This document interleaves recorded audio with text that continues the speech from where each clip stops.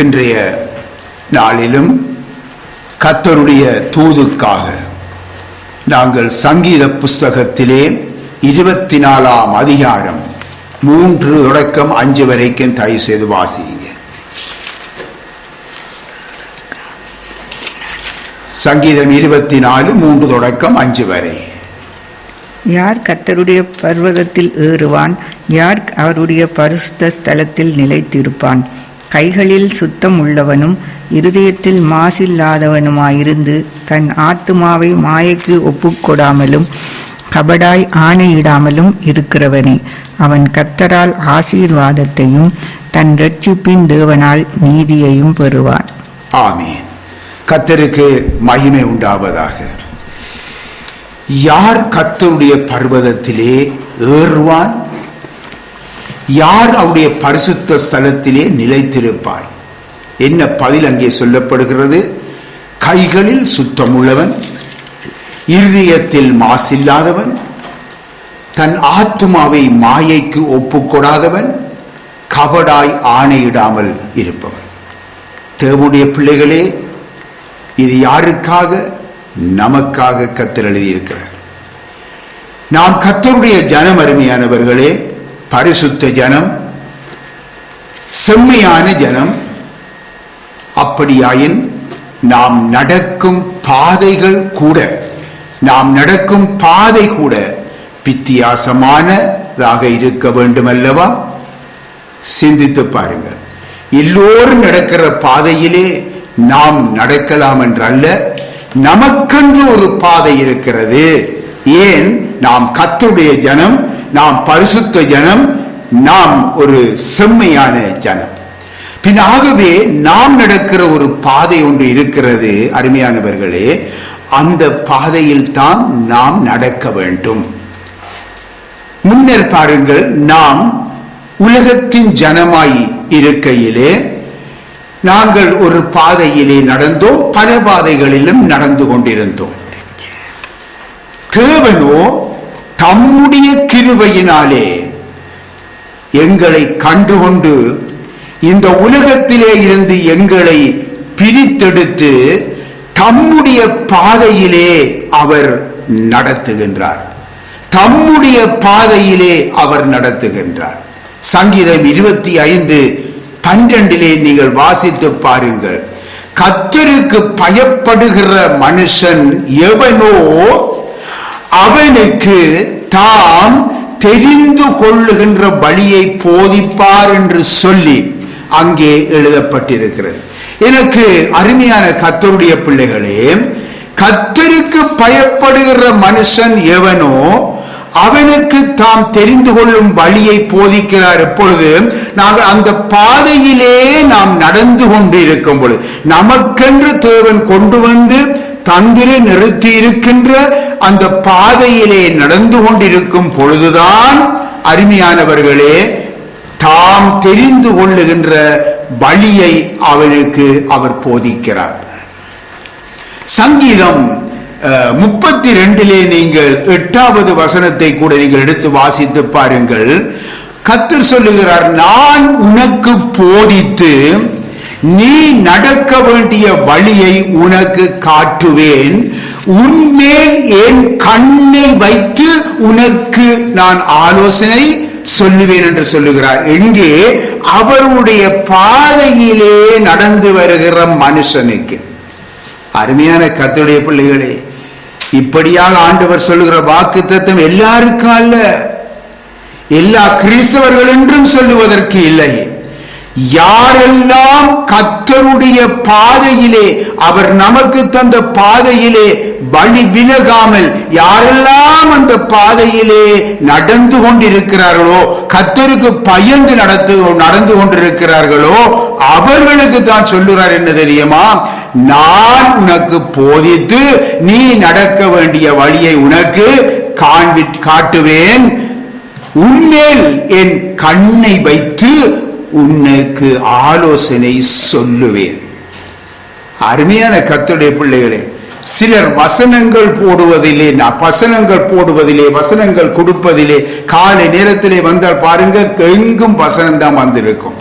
பின்ன ஆகவே வசனம் யாருக்கு கர்த்தர் கொடுக்கிறார்?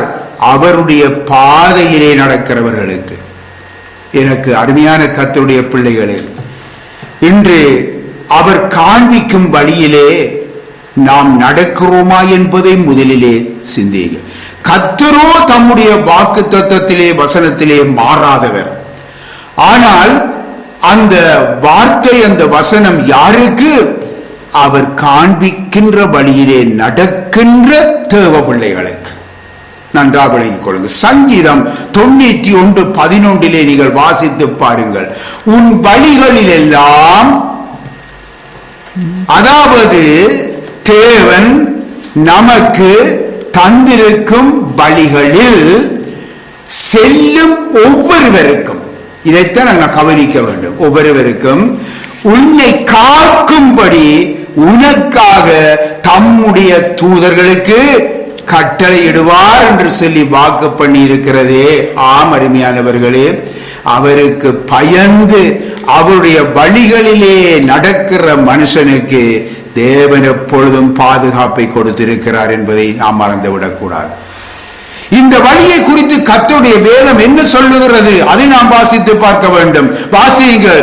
ஏசாயா 35:8 வாசியுங்கள். அங்கே பெரும்பாதையான வழியும் இருக்கும், அது பரிசுத்த வழி எனப்படும். தீட்டுள்ளவன் அதிலே நடந்து வருவதில்லை. தீட்டு உள்ளவன், அதாவது பாவம் என்ற விஷத்தினாலே தீண்டப்பட்டிருக்கிறவன் அதிலே நடந்து வருவதில்லை. அந்த வழியில் நடக்கிறவர்கள் பேதையாயிருந்தாலும் திசைகட்டு போவதில்லை. பேதையராயிருந்தாலும் அவர்கள் திசைகட்டு போவதில்லை. ஏனென்றால் கர்த்தர் அவர்களை வழிநடத்தி கொண்டிருக்கிறார். வலதுபுறம் சாய்ந்தாலும் இடதுபுறம் சாய்ந்தாலும் வழி இது மகனே, வழி இதுதான் மகளே என்று அவர் எங்களுக்கு வழிகாட்டி கொண்டிருக்கிறார். அந்த பாதையில் நடக்கிறவர்கள். ஆம் அருமையான கர்த்தருடைய பிள்ளைகளை, நமது தேவன் விரும்பும் இந்த பாதையை குறித்தே சங்கீதம் 24 அங்கே விளக்கப்பட்டிருக்கிறது. அருமையானவர்களே, இதைத்தான் நாம் இன்றைக்கு பார்க்க போறோம். இந்த பாதையிலே நடப்பவர்களே இறுதியில் என்ன செய்கிறார்கள்? கர்த்தரின் பர்வதத்துக்கு ஏறுவார்களாம்.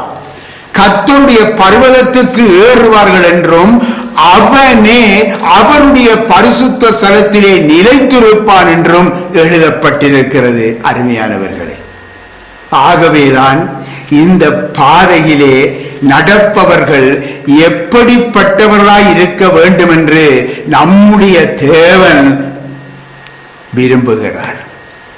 எப்படிப்பட்டவர்களாய் இருக்க வேண்டும் என்று விரும்புகிறாரே, அதைத்தான் நாம் பார்க்க போகிறோம். அருமையானவர்கள், ஆகவே அந்த பாதையிலே நடக்கிறவர்கள் தான் இறுதியிலே கர்த்தருடைய பர்வதத்திலே ஏறுவான்.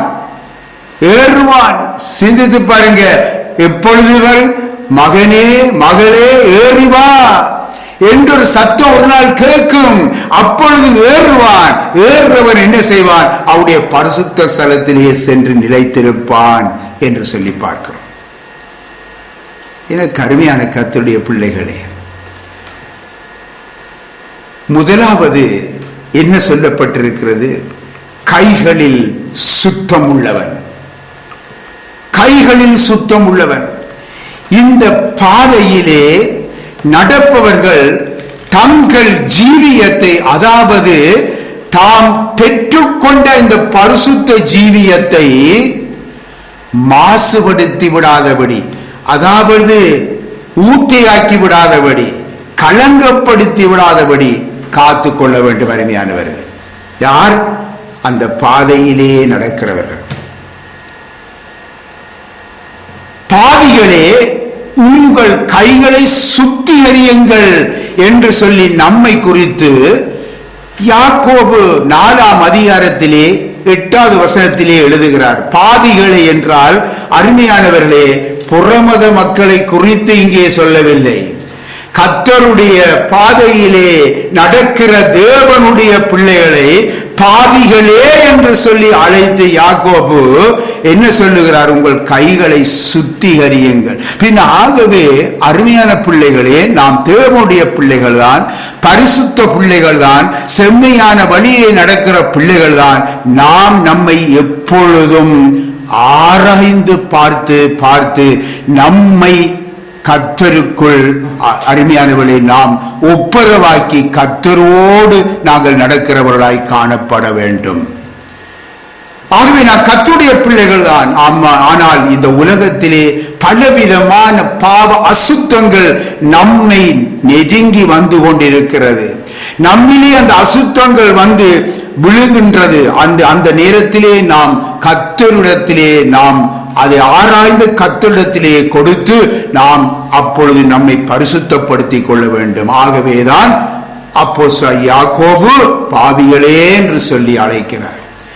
இன்னுமாக பாருங்கள், விபசாரிகளே என்று சொல்லி அங்கே அழைச்சு யாருக்கு சொல்றார்? உலகத்தில் இருக்கிறவர்களையா? இல்ல, கர்த்தருடைய பிள்ளைகளை பார்த்து தான் சொல்லுகிறார். விபசாரிகளே, உலக சிநேகம் தேவனுக்கு விரோதமான பகை என்றும் அவன் தேவனுக்கு பகைஞன் என்றும் சொல்லி அருமையானவர்களே அங்கே சொல்லப்பட்டிருக்கிறது. எனக்கு அருமையான கர்த்தருடைய பிள்ளைகளே, இன்றைக்கு பாருங்கள், நாம் தேவனுடைய பிள்ளைகள், தேவனுடைய ஊழியக்காரர் என்று சொல்லுகிறோம். அருமையானவர்களே, நாம் உலகத்தோடு சிநேகிதமாய் இருக்கிறோம் அல்லவா? ஆராய்ந்து பார்ப்போம்.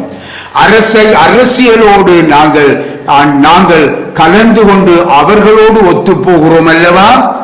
அவர்களிடத்திலே கரம் நீட்டிக் கொண்டு நாங்கள் பிச்சை கேட்டுக்கொண்டு இருக்கிறோம் அல்லவா?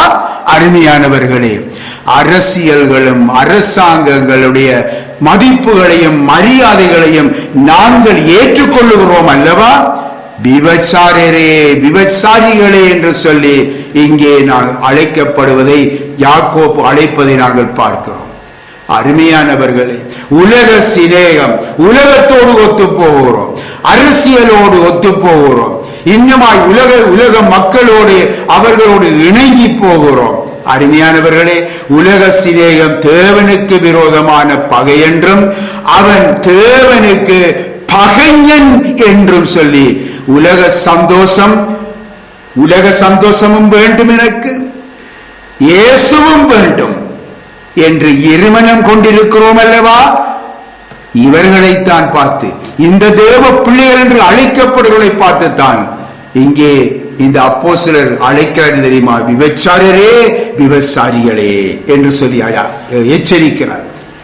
ஆம், 4வது வசனம் 8வது வசனங்களிலே நீங்கள் வாசித்து பார்ப்பீர்கள் என்றால் அருமையானவர்களே, இதை நீங்கள் அறிந்து கொள்ள முடியும். அருமையானவர்களே, எனக்கு அருமையான கர்த்தருடைய பிள்ளைகளே, தேவ பிள்ளைகளே, இன்றைக்கு நம்மை ஆளுகை செய்யும் பாவம் நம்மை கீழ் நோக்கி இழுக்கிறதே அன்றி நம்மை ஒருபொழுதும் மேல் நோக்கி கர்த்தருடைய பர்வதத்துக்கு கொண்டு செல்வதே இல்லை. நாங்கள் புரிந்து கொள்ள வேண்டும். ஆகவே தேவனுக்கும் அவருடைய சித்தத்துக்கும் நம்மை ஒப்புக்கொடாமல் இன்றைக்கு நம்முடைய சுய சித்தம், நம்முடைய விருப்பம், அதாவது நம்முடைய விருப்பங்களுக்கு முதலிடம் கொடுத்து அவரை 2ஆம் இடத்துக்கு தள்ளிவிட்டு நடந்தால் அருமையானவர்களே, நம்முடைய தேவனுடைய பாதுகாப்பும் நமக்கு இல்லாமல் போய்விடும். இதுதான் சத்தியம் சொல்லுகின்றது. ஏனென்றால் நாம் அவருடைய பாதையிலே இல்லை. அருமையான கர்த்தருடைய பிள்ளைகளே, கர்த்தர் இன்றைக்கு பாருங்கள், நம்மை சேர்த்து கொண்ட சபை கூட பாருங்க, இந்த 4 சுவர் கொண்ட கட்டிடம் அல்ல, நாம் தான் சபை. இதற்குள்ளே இருக்கிறோமே, ரட்சிக்கப்பட்ட கர்த்தருடைய பிள்ளைகள், நாம் தான் சபை. அது கர்த்தர் இயேசு கிறிஸ்துவினுடைய ஆலயம், ஆவிக்குரிய சரீரம் என்பதை நாம் மறந்து விடுகிறோம் அல்லவா? நாம் இந்த 4 சுவர் கட்டிடம் தான் என்று நினைக்கிறோம். இல்லை அருமையானவர்களே, கர்த்தர் இயேசு கிறிஸ்துவினுடைய ஆவிக்குரிய சரீரம் தான் சபை. அருமையானவர்களே, ஆகவேதான் சபை கூடுதலை விட்டு விடாது இருங்கள் என்று சொல்லி நாங்கள் கட்டளை பெற்றிருக்கின்றோம். ஆகவே சபை கூடுதலை நாம் விட்டுவிடக் கூடாது. சபை கூடுதலை அசட்டை பண்ணக்கூடாது. ஏனோ தானோ என்று சொல்லி இருக்கக்கூடாது. நாம் எந்த நேரமும் போகலாம் வரலாம் என்ற மாதிரி இருக்கக்கூடாது. அருமையானவர்களே, நீங்கள் ஒன்றை சிந்திக்க வேண்டும். இன்னுமாக சபையானது கர்த்தருடைய சரீரம். இதை நாம் மறந்துவிடக்கூடாது. எனக்கு அருமையான கர்த்தருடைய பிள்ளைகளே, நாம் கைகளிலே சுத்தம் உள்ளவர்களாய் இருக்க வேண்டும். கைகளிலே சுத்தம் உள்ளவர்களாய் இருந்தால் தான் நம்முடைய பரிசுத்த கைகளை தேவனுக்கு நேராக உயர்த்தி நாம் அவரை துதிக்க முடியும். தேவனை துதிக்க முடியும். கரங்களை உயர்த்தி துதிக்கிறோம் அல்லவா? கரங்களை உயர்த்தி நாங்கள் ஜெபிக்கிறோம் அல்லவா? நம்முடைய கரம் பரிசுத்தமாய் இருக்க வேண்டும், கரைபடாததாய் இருக்க வேண்டும். கைகளில் சுத்தம், இதுதான் முக்கியம். கைகளில் சுத்தம் என்பது உள்ளான அந்த பரிசுத்தம் என்பதை நாம் உணர வேண்டும். உள்ளான பரிசுத்தம். எனக்கு அருமையான கர்த்தருடைய பிள்ளைகளே, வெளிப்பிரகாரமாக இன்றைக்கு நம்முடைய கைகளின் செயல்கள் கூட வெளிப்பிரகாரமாக நம்முடைய கைகளின் செயல்கள் கூட உள்ளான பரிசுத்தத்தை அது பாதிக்கிறது என்பதை நாம் நினைத்து பார்ப்பதில்லை. இந்த வெளிப்பிரகாரமாக கைகளினாலே நாம் செய்யப்படுகிற காரியங்கள், செயல்கள் அது உள்ளான பரிசுத்தத்தையும் பாதிக்கிறது என்பதை நாம் உணர்வது கிடையாது. அருமையானவர்களே, பாருங்கள், நம்முடைய கைகள் அடிக்கடி களவு செய்கிறதல்லவா, கொலை செய்கிறதல்லவா, லஞ்சம் பெறுகிறதல்லவா, லாபத்துக்கான பேராசை இருக்கிறதல்லவா. உதாரணமாக பாருங்கள், அபவிசுவாசிகளுடன் வியாபார உடன்பாடு, பங்காளிகள், அபவிசுவாசிகளோடு வியாபார பங்காளிகள் மற்றும் முறையற்ற வியாபாரங்கள், கள்ள கணக்குகள் காண்பித்தல், அரசாங்கத்துக்கு உண்மையற்று நடத்தல் போன்றவைகள் கைகள் அசுத்தமடைந்து போகிறது. அருமையானவர்களே, மேலும் பாருங்கள், கர்த்தருடைய பணத்திலே களவு, சபையுடைய பணத்திலே களவு, சபையுடைய பணத்திலே முறையற்ற செலவு, ஆடம்பர செலவுகள், நமது சொந்த வாழ்க்கையை உயர்த்த சபை பணத்தை நாம் பாவித்தல். நாம் எப்பொழுதாவது உணர்ந்திருக்கிறோமா?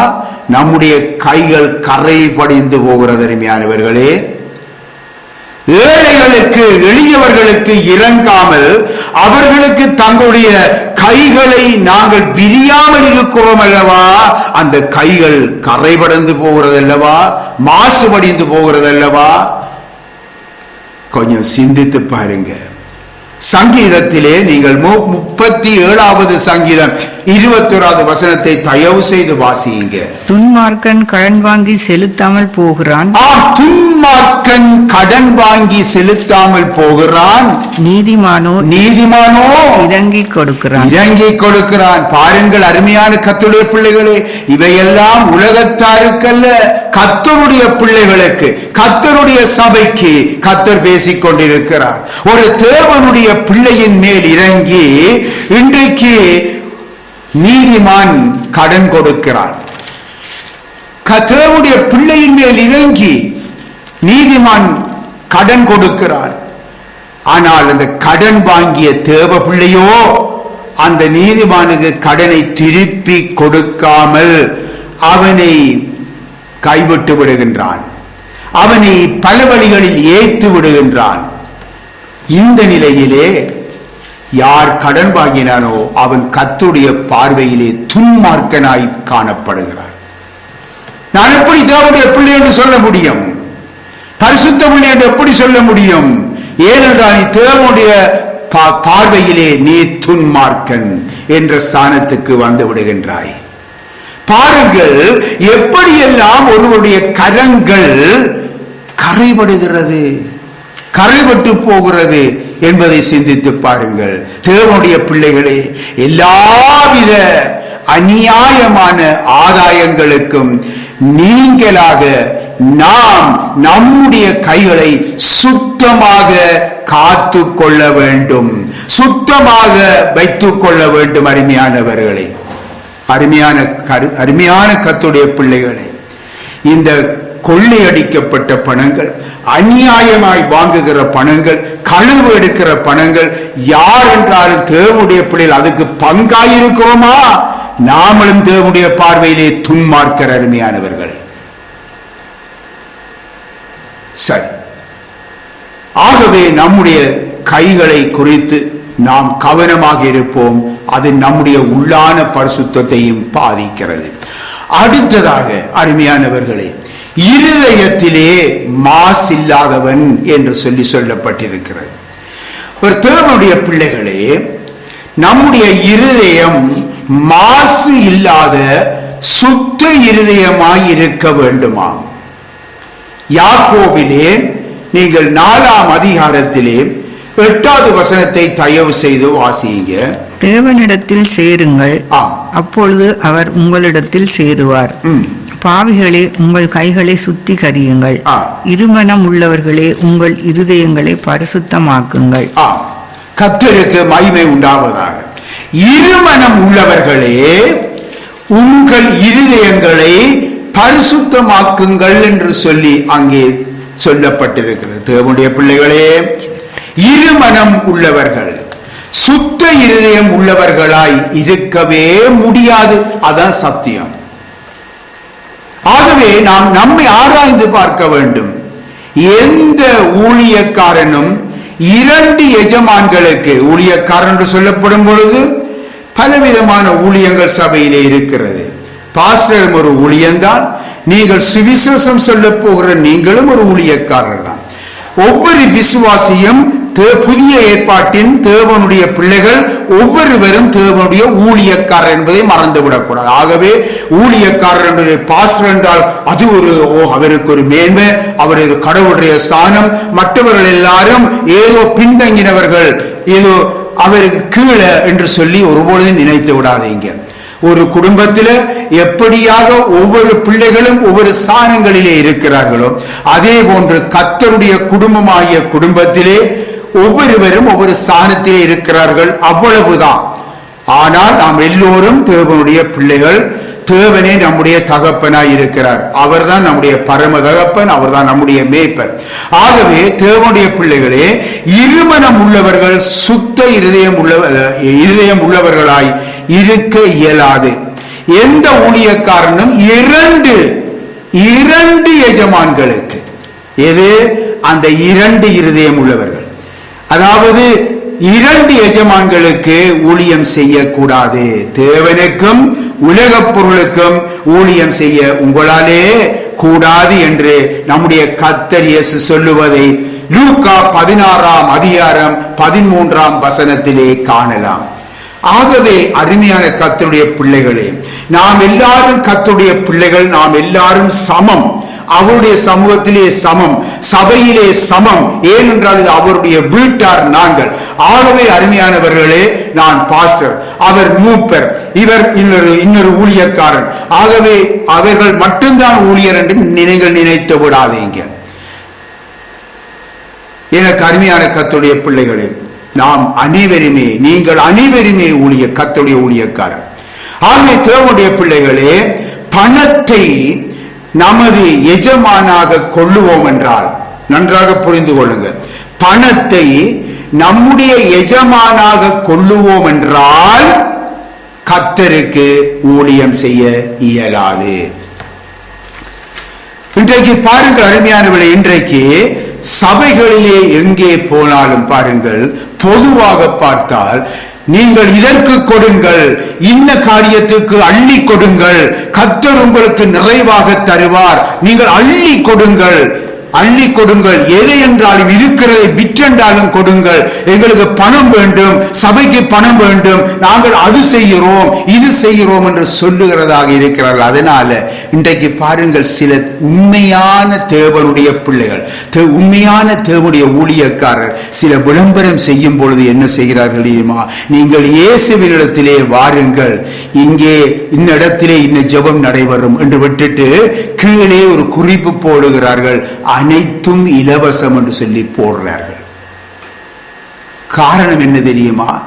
இன்றைக்கு பொதுவாக சபைக்கு போனால் அதற்கு பணம் கேட்பார்கள், இதற்கு பணம் கேட்பார்கள், அதற்கு பணம் தேவை, இதற்கு பணம் தேவை, நீங்கள் அதை தராவிட்டால் உங்களுக்கு சாபம், இதை தராவிட்டால் உங்களுக்கு ஆசீர்வாதம் இல்லை என்று சொல்லுவார்களே என்று சொல்லி இன்றைக்கு புறமத மக்கள் கூட இங்கே போனால் பணம் கொடுக்க வேண்டும் என்று நினைக்கிறார்கள். ஆகவே அந்த நல்ல அருமையான கர்த்தருக்கு பயந்து அந்த ஊழியக்காரர்கள் செய்கிறார்கள், தங்களுடைய அறிவித்தலிலே கீழே அனைத்தும் இலவசம் என்று போடுவதை காண இருக்கிறது.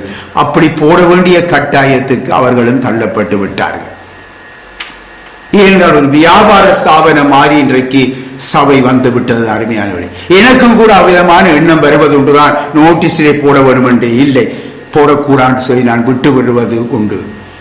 ஏனென்றால் அப்படி போடுவேன் என்றால் அது ஒரு வியாபார ஸ்தாபனமாக மற்றவள் இன்னொரு வகையில் நினைக்க இடம் உண்டு.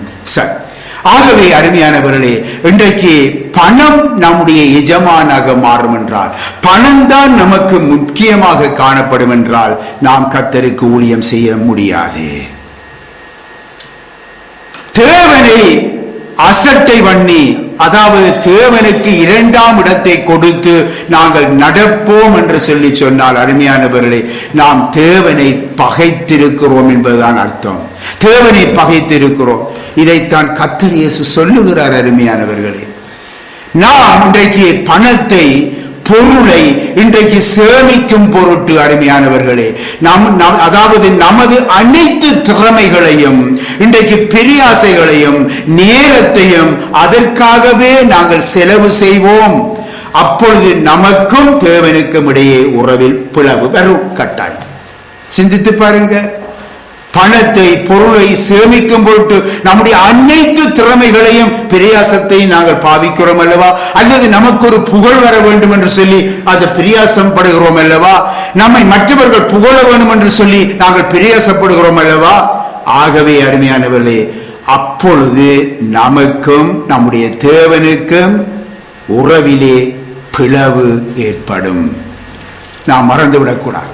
எனக்கு அருமையான கர்த்தருடைய பிள்ளைகளே, இப்பொழுது நாம் தேவனுக்கு ஊழியம் செய்வது இந்த நேரத்திலே இயலாத காரியமாகவே மாறிவிடும். அருமையானவர்களே, எனக்கு அருமையான கர்த்தருடைய பிள்ளைகளே, நம்முடைய நேரங்கள், நம்முடைய பிரயாசங்கள், நம்முடைய விருப்பங்கள், நம்முடைய வழிகள் அனைத்துக்கும் அருமையானவர்களே, உலக பொருள் என்னும் எஜமானுக்குரியவைகளாக அவைகள் மாறிவிடுமாயின் அருமையானவர்களே, நாங்கள் கர்த்தருக்கு பகைஞராய் மாறிவிடுகிறோம். இனி நம்முடைய எஜமான் தேவன் அல்ல, நம்முடைய எஜமான் உலகப் பொருள். அவர்தான் உலகப் பொருள் தான் நம்முடைய எஜமான், தேவன் அல்ல. அவன் நம்முடைய இருதயத்தை என்ன செய்வான்? மாசுபடுத்துவான். இப்பொழுது அவன் இந்த உலகத்துக்கு அல்ல, மனுஷருக்கு நல்ல கிறிஸ்தவனாக காணப்படுவான். நல்ல உலகத்துக்கு நல்ல ஊழியக்காரனாய் காணப்படுவான். ஏன்? உலகம் புகழுது, மற்றவர்கள் புகழுகிறார்கள், அவர்களுக்கு நல்ல ஊழியக்காரனாய் காணப்படுவான். ஆனால் தேவனை தரிசிக்க முடியாத பாவியாய் அவன் இருப்பான். அதைத்தான் தெரிந்து கொள்ள வேண்டும். எனக்கு அருமையான கர்த்தருடைய பிள்ளைகளே, நாம் புரிந்து கொள்ள வேண்டிய ஒரு காரியம் இன்றைக்கு, நாம் இவைகளுக்கெல்லாம் முன்னுரிமை கொடுத்து மற்றவர்கள் எல்லாம் நம்மை புகழ வேண்டும் என்று எதிர்பார்ப்போம் என்றால் நாம் தேவனை தரிசிக்க முடியாது. இதுதான் சத்தியம். அருமையானவர்களே, எனக்கு அருமையான கர்த்தருடைய பிள்ளைகளே, அதன் பிற்பாடு நாம் என்ன செய்கிறோம்? நாம் தேவனை தரிசிக்க முடியாத நிலையிலே நம்மை ஒரு தேவ மனுஷனாக மற்றவர்கள் காண வேண்டும் என்பதற்காக நாம் என்ன செய்கிறோம்? பலவிதமான புரளிகளை மக்கள் மத்தியிலே அங்கே கொடுத்து விடுகிறோம். எனக்கு டைம் இல்லை சிஸ்டர், எனக்கு டைம் இல்லை பிரதர், நான் இந்த நேரம் நான் ஜெபத்திலே இருக்க வேண்டும் சிஸ்டர், இந்த நேரம் ஜெபத்திலே இருக்க வேண்டும், நான் இந்த நேரம் நான் கர்த்தரோடு உறவாட வேண்டும், நான் 3 நாள் உபவாசம் என்னோட ஒருத்தரும் கதைக்க கூடாது. இவ்விதமாக மக்களுக்கு தன்னை குறித்து அவன் பிரபலியப்படுத்தி தான் தேவனோடு இருக்கிறவனாக தன்னை காண்பிக்க தொடங்குகிறான். ஏன்? அவன் உண்மையிலேயே அவனுடைய எஜமான் பணமாயிருக்கிறபடியினாலே அல்லது உலகப் பொருளாய் இருக்கிறபடியினாலே அவன் தேவனுடைய பார்வையிலே அவன் தேவனை தரிசிக்க முடியாத ஒரு பாவியாய் மாறிவிட்டான். இதுதான் காரணம். சரி, மத்தேயு சுவிசேஷத்திலே 5ஆம் அதிகாரத்திலே 8வது வசனத்தை தயவு வாசிங்க. இருதயத்தில் சுத்தமுள்ளவர்கள், இருதயத்திலே சுத்தமுள்ளவர்கள் பாக்கியவான்கள், பாக்கியவான்கள், அவர்கள் தேவனை தரிசிப்பார்கள். எனக்கு அருமையான கர்த்தருடைய பிள்ளைகளே, நான் மீண்டும் சொல்லுகிறேன், சிலர் பாருங்கள், சிலர் ஏதாவது நீங்கள் ஏன் கதைக்கிறீங்கள், இல்லை நீங்கள் இன்னும் டைமுக்கு ஏன் எடுத்து இதை சொல்லவில்லை என்றால், இல்லை பாஸ்டர் நீங்கள் ஜெபத்திலே இருப்பீங்க அதனாலதான் எடுக்கையில் என்று சில தேவனுடைய பிள்ளைகள் சொல்லுகின்ற ஒரு பரிதாப நிலையை நான் காணுகிறேன். அருமையான கர்த்தருடைய பிள்ளைகளே, இந்த நிலைக்கு உருவாக்கியது யார்? இருதயத்திலே சுத்தமில்லாததினாலே அந்த ஊழியக்காரன் அந்த ஒரு நிலையை அவர்களிடையே உருவாக்கி விடுறான்.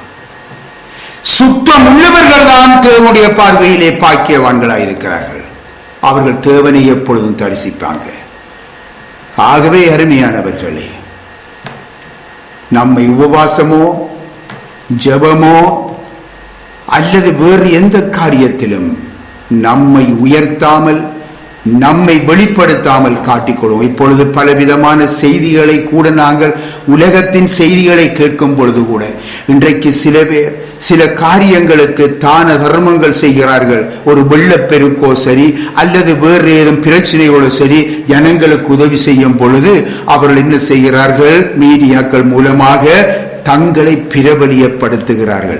பின்ன உலகத்தாரே இப்பொழுது சொல்லுவதை நான் கேட்டிருக்கிறேன், இப்பொழுது நீங்கள் ஏன் கொடுக்கிறீர்கள், இப்படி ஏன் இப்படியெல்லாம் செய்து கொண்டு பிரபலியப்படுத்தி கொண்டிருக்கிறீர்கள்? நீங்கள் செய்கிறதை அவரிடத்திலே நேரடியாக கேட்டு செய்யுங்கள். ஏன் நீங்கள் மீடியாக்களிலே போட்டு நான் அதை செய்தேன் இதை செய்தேன் என்று பிரபலியப்படுத்தீர்கள் என்று இன்றைக்கு உலகத்தான் கதைக்கிற அளவுக்கு இன்றைக்கு உலகம் மாறிக்கொண்டிருக்கும் பொழுது இன்றைக்கு தேவனுடைய பிள்ளைகளோ உலகத்துக்குள்ளேயே போய்விட்டார்கள். அருமையானவர்களே,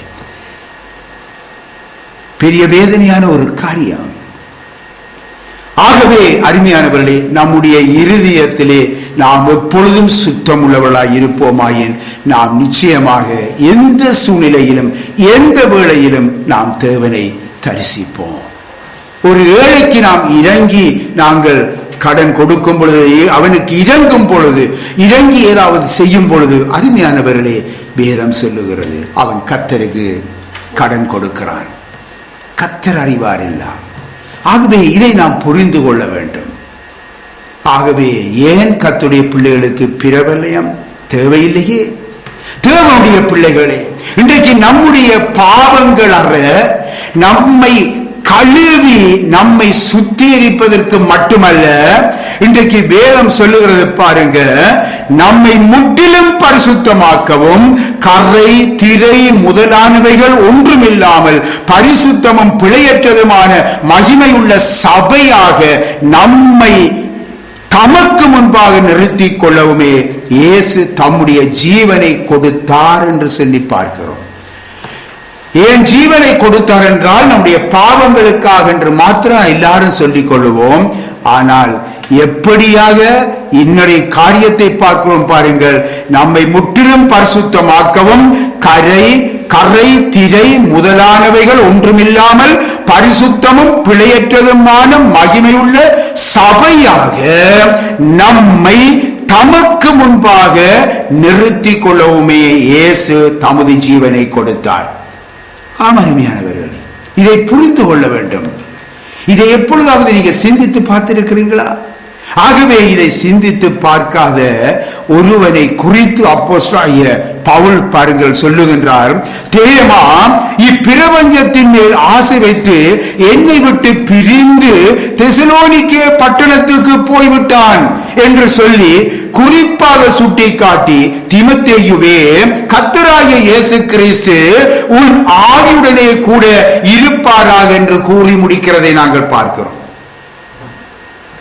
எனக்கு அருமையான கர்த்தருடைய பிள்ளைகளே, தேவன் தமது ஆவியினாலே அபிஷேகம் பண்ணி நம்மை நியமித்த இடத்திலே தாம் நியமித்த இடத்திலே நம்மை வைத்திருக்கிறார் அல்லவா? சிந்தித்து பாருங்கள். பின்ன நமது இருதயத்தை மாசு இல்லாதபடி காத்துக்கொள்ள கிரியை செய்கிறார். ஏன்? அவர் கொண்டு வந்து எங்கே நிறுத்தினாரோ அந்த இடத்திலே வைத்து நம்முடைய இருதயத்தை மாசு இல்லாதபடி காத்து கொள்ள கிரியை செய்கிறார். ஏனென்றால் இந்த உலகத்திலே பலவிதமான மாசுகள் சிந்தனைகளினாலே, பார்வையினாலே, செயலினாலே, கேள்வியினாலே எல்லாம் வந்து நமக்குள்ளே நம்முடைய இருதயத்தை மாசுபடுத்துகிறது அல்லவா? ஆகவே நம்முடைய இருதயத்தை மாசு இல்லாதபடி காத்துக்கொள்ள அவர் கிரியைகளை நடப்பித்துக் கொண்டிருக்கிறார் என்பதை அறிந்து கொள்ள வேண்டும். ஆகவேதான் அவருடைய வழியிலே நாங்கள் நிற்க வேண்டும். அவர் சொன்ன இடத்திலே நாம் இருந்து கொள்ளும் பொழுது தேவன் நம்மிலே கிரியைகளை நடப்பிக்கிறார். இதுதான் சத்தியம். அருமையானது. சரி, அடுத்ததாக பார்க்கிறோம், தன் ஆத்துமாவை மாயைக்கு ஒப்புக்கொடாதவன். எனக்கு அருமையான கர்த்தருடைய பிள்ளைகளே, நம்முடைய ஆண்டவர் இயேசுவை பிசாசானவன் எப்படி சோதித்தான் என்று நீங்கள் எல்லாரும் அறிவீங்க. என்ன செய்கிறான்? உலகத்தின் சகல ராஜ்யங்களையும் அங்கே அவைகளுடைய மகிமைகளையும் அங்கே அவருக்கு காண்பித்தான் என்று பார்க்கிறோம். பின்னாகவே அதாவது கண்களின் இச்சை, மாம்சத்தின் இச்சை, ஜீவனத்தின் பெருமை ஆகியவற்றை இது உள்ளடக்கியதாக இருக்கிறது. அருமையானவர்களே, ஆகவே நாங்கள் பார்க்கிறோம் அருமையானவர்களே, இதை தெளிவாக நாங்கள் அறிய வேண்டுமாயின் வாசியுங்க பிரசங்கியிலே 2வது அதிகாரம் 10 11 தயவு செய்து வாசியுங்க. என் கண்கள் இச்சித்தவைகளில் ஒன்றையும் நான் அவைகளுக்கு தடை பண்ணவில்லை. என்னுடைய கண்கள் இச்சித்தவைகள் ஒன்றையும் நான் தடை பண்ணவே இல்லை. என் இருதயத்துக்கு ஒரு சந்தோஷத்தையும் நான் வேண்டாம் என்று விலக்கவில்லை. எல்லா சந்தோஷத்தையும் நான் அனுபவிக்க வேண்டும். இந்த உலகத்தில் இருக்கிற எல்லா சந்தோஷத்தையும் நான் அனுபவிக்கவே வேண்டும். நான் செய்த முயற்சிகளில் எல்லாம் என் மனம் மகிழ்ச்சி கொண்டிருந்தது. நான் செய்கிற எல்லா காரியத்திலும் என்னுடைய மனம் மகிழ்ச்சி அடைய வேண்டும். அதுதான் என்னுடைய முழு விருப்பம். இதுவே என் பிரயாசங்கள் எல்லாவற்றினாலும் எனக்கு வந்த பலன். என்னுடைய பிரயாசத்தினாலே நான் பெற்றுக்கொண்ட பலன் எல்லாம் அனுபவிக்க வேண்டும். எல்லாம் எல்லாம் எல்லாம் அனுபவிக்க வேண்டும். என்னுடைய சந்தோஷம் முழுவதும் அனுபவிக்க வேண்டும். அதுக்குத்தானே தேவன் என்னை இங்க நிலைநிறுத்தி இருக்கிறார் என்று சொல்லி நாங்கள் நினைச்சு கொண்டு நடக்கிறோம். தேவனுடைய பிள்ளைகளே, இப்பொழுது உங்கள் ஆத்துமாவை மாயைக்கு ஒப்பு கொடுத்திருக்கிறீர்களா இல்லையா என்பதை சிந்தித்து பாருங்கள். ஏனென்றால் இவ்வளத்தையும் சொல்லிவிட்டு எல்லாம் மாயை என்று சொல்லி சொல்லப்பட்டிருப்பதை நாங்கள் பார்க்கிறோம். தேவனுடைய பிள்ளைகளே, இப்பொழுது உணர்ந்து கொள்ளுங்கள். இப்பொழுது நாம் நம்முடைய ஆத்துமாவை மாயைக்கு ஒப்பு கொடுத்திருக்கிறேனா இல்லையா? இதை ஆராய்ந்து பார்ப்போம். பின்ன நம்முடைய கர்த்தர் இயேசுவை இந்த மாயைக்குள் சிக்க வைக்க இந்த பிசாசானவன் மிகவும் முயற்சி செய்தான். அருமையானவர்களே, சில பேர் பிசாஸ் என்றவர்கள் அன்று கூட கதைத்துக் கொண்டிருக்கும் பொழுது நான் சொன்ன காரியம், இன்றைக்கு பிசாசை சில பேர் இன்றைக்கு அற்பமாக நினைச்சு விடுகிறார்கள். இவன் எனக்கு என்ன செய்வான் என்று சொல்லி அற்பமாக நினைத்து விடுவார்கள். நான் கேட்கிறேன் என்ன தெரியுமா? உங்களோட வயது என்ன, பிசாசுடைய வயது என்ன? கொஞ்சம் சிந்தித்து பாருங்க. பின் ஆகவே அவனுக்கு நீங்க ஒன்று செய்ய முடியாது, விளங்குதா? அவன் ஒன்று செய்ய முடியாது என்று நீங்க சேலஞ்ச் பண்ண முடியாது. நாம் அவனை குறித்து நாம் எச்சரிக்கையாக இருக்க வேண்டும் என்றால் என்னுடைய வாழ்க்கை தேவனோடு நெருங்கி இருக்க வேண்டும். அப்பொழுது அவனை எதிர்த்து நில்லுங்கள், அவன் போய்விடுவான். இதைத்தான் வேதம் நமக்கு கற்பிக்கிறது. ஆகவே அருமையானவர்களே, பிசாசு எங்களை எப்படியும் தன்னுடைய மாயைக்குள்ளே சிக்க வைக்க முயற்சி செய்கிறான். ஆண்டவர் இயேசுவையே முயற்சி அந்த வானத்தையும் பூமியையும் படைத்த தேவனையே அவன் என்ன செய்தான்? இவ்விதமான மாயைக்குள் அகப்பட வைக்க முயற்சி செய்தான். ஆனால் அவனோ இயேசுவிடத்திலே தோற்றுவிட்டான். இந்த உலகமே மாயையானது. இதற்குள்ளே அடிமைப்பட்டிருந்த நம்மைத்தான் கர்த்தர் இயேசு தம்முடைய அன்பினாலே வெளியே இழுத்து எடுத்தார். அருமையானவர்களே, வெளியே இழுத்து எடுத்தார். திரும்பவும் அருமையானவர்களே, இன்றைக்கு அந்த அடிமைத்தனத்துக்குள்ளே சிக்கலாமா? கூடாது, கூடாது. அன்று பாருங்க, இஸ்ரவேலரை பாருங்க, அன்றைக்கும் அவர்கள் இவ்வளவு ஆண்டவர் அவர்களை வெளியே இழுத்து கொண்டு வந்த பிற்பாடு இந்த இஸ்ரவேலர்கள் மீண்டும் என்ன செய்தாங்க? எகிப்தை விரும்பி கர்த்தருக்கு கோபத்தை உண்டாக்கினாங்க என்று சொல்லித்தான் நாங்க பார்க்கிறோம் அருமையான வேதத்தில். நாம் அப்படி இருக்கக்கூடாது. தேவனுடைய பிள்ளைகளே, உலகம் தரும் சந்தோஷம் மாயை. அதை புரிந்து கொள்ளுங்க. உலகம் தரும் சந்தோஷம் மாயை. இச்சையினாலே உலகத்தில் உண்டான அழிவுக்கு நாம் தப்பி இருக்கிறோம். ஆம், அந்த அழிவுக்கு தப்பி இருக்கிறோம். ஆகவே மீண்டும் அந்த அழிவுக்கு நம்மை அடிமைப்படுத்திவிடக் கூடாது. இதை நாம் எப்பொழுதும் கவனமாக இருக்க வேண்டும்.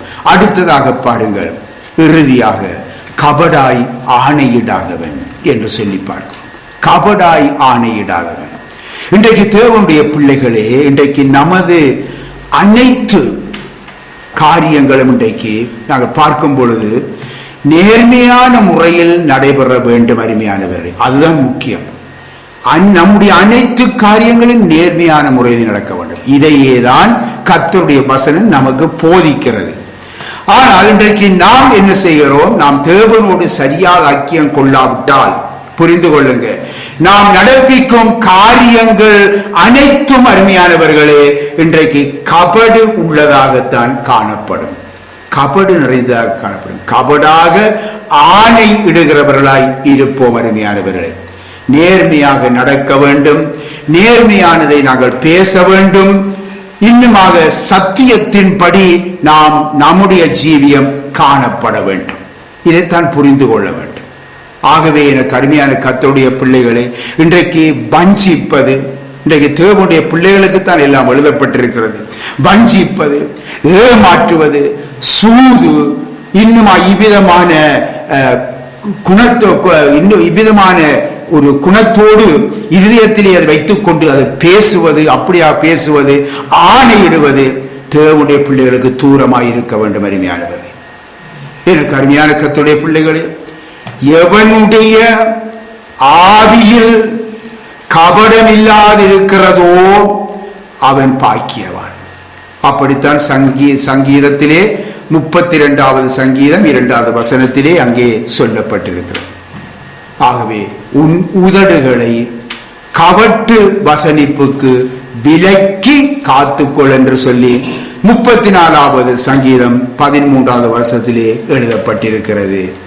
எனக்கு அருமையானவர்களே, கபடு செய்கிறவன் என் வீட்டுக்குள் இருப்பதில்லை என்று, அதாவது கர்த்தர் தமது வீடாய சபைக்குள் கூட அவர் வைத்திருக்க மாட்டாராம் கபடு செய்கிறவன் என்று சங்கீதத்திலே 101வது சங்கீதம் 7வது வருஷத்திலே நீங்கள் வாசித்து பாருங்கள். துன்மார்க்கருடைய வீடு கபடங்களால் நிறைந்திருக்குமாம் என்று சொல்லி எரேமியா புஸ்தகத்திலே எழுதப்பட்டிருக்கிறது. நீங்க வாசித்து பாருங்கள். கவனிய தேவனுடைய பிள்ளைகளே, இன்றைக்கு கபடுள்ளவர்களாய் நாங்கள் இருப்போம் என்றால் இன்றைக்கு அவர்கள் தேவனுடைய பார்வையிலே துன்மார்க்கர். நாம் வெளியிலே மனுஷர் மத்தியிலே தேவனுடைய பிள்ளைகள், பரிசுத்த ஜாதி, சபையிலே பெரிய ஊழியக்காரன் அல்லது பெரிய ஒரு பலத்த விசுவாசி சபையின் பார்வையிலே, ஆனால் கர்த்தருடைய பார்வையிலே துன்மார்க்கராய் காணப்படுவோம். மனுஷருடைய இருதயமானது இன்றைக்கு கபடத்தாலே இன்றைக்கு நிறைந்திருக்கிறது. அருமையானவர்களே, அதைத்தான் கர்த்தர் சொல்லுகிறார். அவருடைய இருதயம், மனுஷனுடைய இருதயம் கபடத்தால் நிறைந்திருக்கிறது. ஆகவே அருமையான தேவனுடைய பிள்ளைகளை, நாம் தேவனுடைய அந்த கிருபையினாலே கபடமில்லாத இதயத்தோடு அந்த தெய்வீக அந்த திவ்ய ஒரு உண்மையுடன் நடக்க நாம் கற்றுக்கொள்ள வேண்டும். அப்போஸ்தலனாகிய பேதுரு எழுதுகிறார். வாசிப்போம்.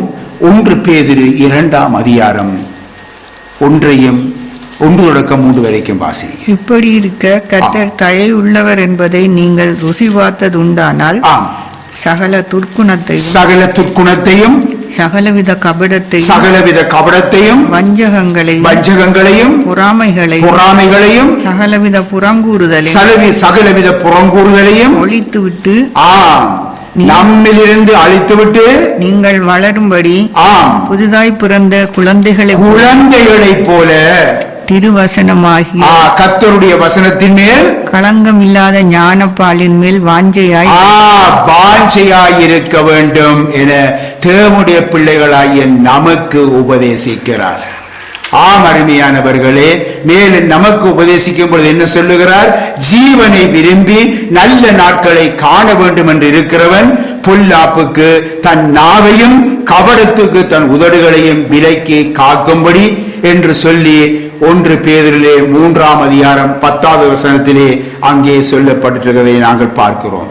ஆகவே இந்த உலகத்துடைய வாழ்க்கையிலே அருமையானவர்களே, கிறிஸ்து தந்த அந்த ஜீவனுடன் நல்ல நாட்கள், அந்த ஜீவனுடனும் அந்த நல்ல நாட்களை கண்டும் வாழ வேண்டுமாயின் அருமையானவர்களே, பொல்லாப்புக்கு உன் நாவையும் கபடத்துக்கு உன் உதடுகளையும் விலக்கி காத்து கொள்ள வேண்டும் என்று சொல்லி நாம் அறிந்து கொள்ள வேண்டும். பிரியமான தேவனுடைய பிள்ளைகளே, கவனித்துக் கொள்ளுங்கள். நாம் கர்த்தருடைய ராஜ்யத்துக்கு ஏறி செல்லவும் அங்கே கர்த்தர் இயேசுவால் நமக்காக ஆயத்தம் செய்யப்பட்டிருக்கிற ஸ்தலத்திலே நித்தியமாய் நிலைத்திருக்கவும் பெற்றிருக்கும் பாக்கியமான இந்த வாழ்வை இழந்து போகாமல் இன்றைக்கு இந்த பூமியிலே நம்மை காத்து கொள்ளுவதிலே கவனமாயிருப்போம். கைகளில் சுத்தம் உள்ளவர்களாய், அடுத்தது இருதயத்திலே மாசு இல்லாதவர்களாய், அடுத்தது நமது ஆத்துமாவை மாயைக்கு ஒப்புக்கூடாதவர்களாய், அடுத்தது கபடாய் ஆணையிடாதவர்களாய் இருந்து நம்மை காத்து கொள்வோம். தேவ கிருபை நமக்கு என்றும் உள்ளது. ஆமென்.